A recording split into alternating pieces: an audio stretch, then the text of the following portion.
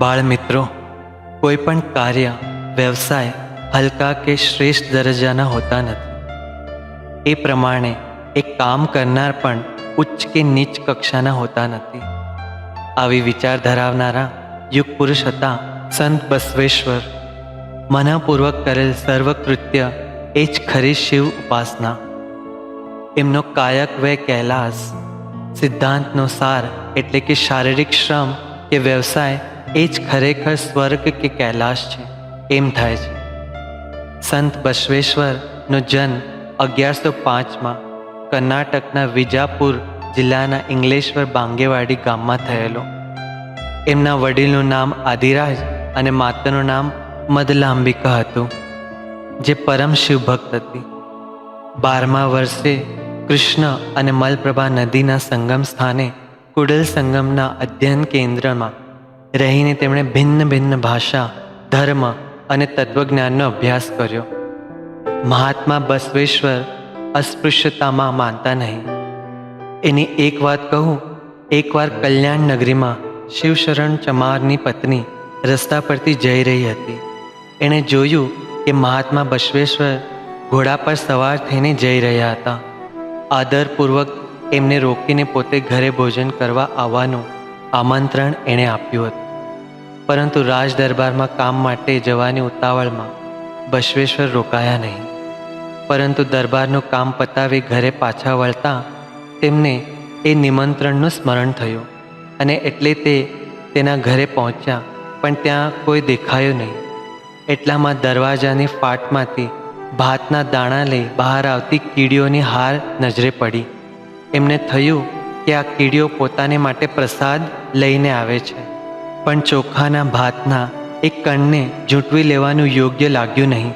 એટલે તે તરત જ એ દુકાનમાં ગયા અને ગોળ લઈને આવ્યા અને એ કીડીઓને સામે મૂક્યો. અને એ ગોળની વાસ કીડીઓ ભાતના દાણાને છોડીને ગોળ પર એકઠી થઈ ગઈ.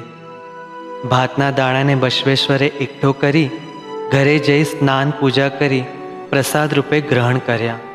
આવા હતા સંત બસવેશ્વર. એકવાર વરસાદના દિવસોમાં ગામની પાસે આવેલ ખાબોચિયામાં એક નાના બાળકને ડૂબતો જોઈ બસવેશ્વરે તેને બહાર કાઢી બચાવી દીધો. પરંતુ એ ડૂબતો બાળક અસ્પૃશ્ય હોવાથી એમની કોઈ પ્રશંસા કદર થયા નહીં. ઉલટું એમને શિક્ષા આપવામાં આવી. આ ઘટનાની બાળ બસવેશ્વરના મન પર ગાઢ અસર થઈ, ગંભીર પરિણામ થયું. 8મા વર્ષે એમના ઉપનયન સંસ્કાર જનોએ સમય આવ્યો ત્યારે બસવેશ્વર ધર્મગુરુઓને કહ્યું, પહેલાં મારાથી મોટા એવી મારી બહેન નાગાઈનો જનોએ સંસ્કાર કરો, પછી મારો વારો. ધર્માધિકાર ધર્મ માતંડે કહ્યું, સ્ત્રી અશુદ્ધ હોય છે, તેના પર સંસ્કાર કરાય નહીં. બસવેશ્વરે એનો જવાબ આપતા કહ્યું, સ્ત્રી શુદ્ધ હોય તો એના પેટે જન્મ લેનાર બાળ પણ શુદ્ધ જ હોય ને. મા અશુદ્ધ અને પુત્ર શુદ્ધ, પવિત્ર કે વાત કંઈ ગળે ઉતરે તેવી નથી. જ્યાં સુધી તમે મને આનો સ્પષ્ટ સંતોષકારક ઉત્તર આપશો નહીં, ત્યાં સુધી હું આ સંસ્કાર કરાવવા દઈશ નહીં. માનવ માનવમાં, મા દીકરામાં, ભાઈ બહેનમાં ભેદ કરનાર તમારા ધર્મને હું માનતો નથી. તેમણે બસવેશ્વર સામે 2 પર્યાય મૂક્યા: કાં તો તું જનોય સ્વીકાર કર અથવા જનની અને જન્મભૂમિનો ત્યાગ સ્વીકાર કર. 8 જ વર્ષની વયના બાળક બસવેશ્વર એક પળનો પણ વિલંબ ન કરતા, વાટ ન જોતા, વિચાર ન કરતા તુરંત જ ઉત્તર આપ્યો, મારા મનને જ્યાં સુધી કોઈ વાત માનવામાં નહીં આવે, ગળે નહીં ઉતરે, ત્યાં સુધી હું એ માનનાર નથી, સ્વીકાર કરનાર નથી. આવો દ્રઢ નિશ્ચય કરતા એમણે કહ્યું, હું બીજો માર્ગ સ્વીકારું છું.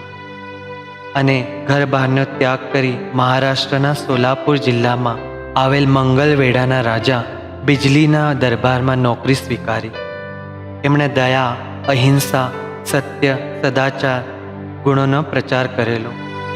પ્રાણી માત્ર પ્રત્યે દયા અને પ્રેમથી વર્તો એવો ઉપદેશ એમણે આપ્યો.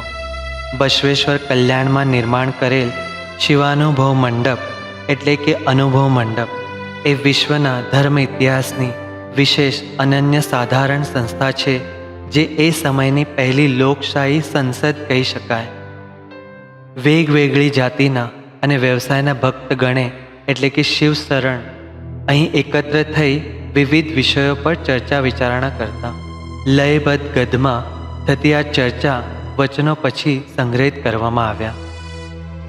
પરિસંવાદ રૂપે જે ચર્ચા થતી તે જ પાછળથી કન્નડ સાહિત્યમાં વચન સાહિત્ય રૂપે પ્રસિદ્ધ થઈ અને તેનાથી સમાજને પ્રબોધન કરવામાં આવ્યું.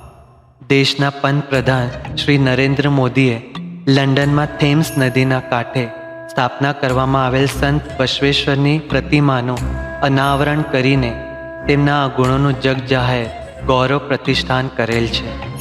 તેમના વચનામૃતનું 23 ભાષામાં રૂપાંતર કરી 28 એપ્રિલ 2017ના રોજ બસવેશ્વર જયંતિના દિને નરેન્દ્રભાઈ મોદીના હસ્તે દેશને સમર્પિત કરવામાં આવેલ છે. જેની પાસે ધન દોલત છે તે જ દેવાલય બાંધી બનાવી શકે છે, પણ મારા જેવો ગરીબ દીન મનુષ્ય માટે ધનના અભાવે એ કેમ શક્ય થઈ શકવાનું? હકીકતમાં તો મારો દેહ જ એક મંદિર છે. મારા પગ એના સ્તંભ છે. ટોક એ દેવળનો સોનેરી ગોળ ઘુમ્મટ છે. એ કુડલ સંગમાદિદેવ એટલે જ ચેતના અનંત છે. આપણે આ દેહરૂપી દેવાલયમાં પરમેશ્વરને પામી શકીએ એમ છીએ, એટલે જ જળ દેવાલય સ્થાને આ ચેતન દેહ જ તો દેવાલય છે. આવા આ મહાન સંત સંગમેશ્વર સાથે ઈસવીસન 1167માં 62 વર્ષની વયે સંગમેશ્વરમાં સમાધિ લીધી, એકરૂપ થઈ ગયા. કૃષ્ણા અને મલપ્રભા નદીના સંગમ સ્થાને તેમની સમાધિ આવેલ છે. બોધ સ્ત્રી પુરુષ સમાન હોય છે. શારીરિક શ્રમ અને કોઈ પણ પ્રકારનો વ્યવસાય હલકા દરજ્જાનો હોતો નથી.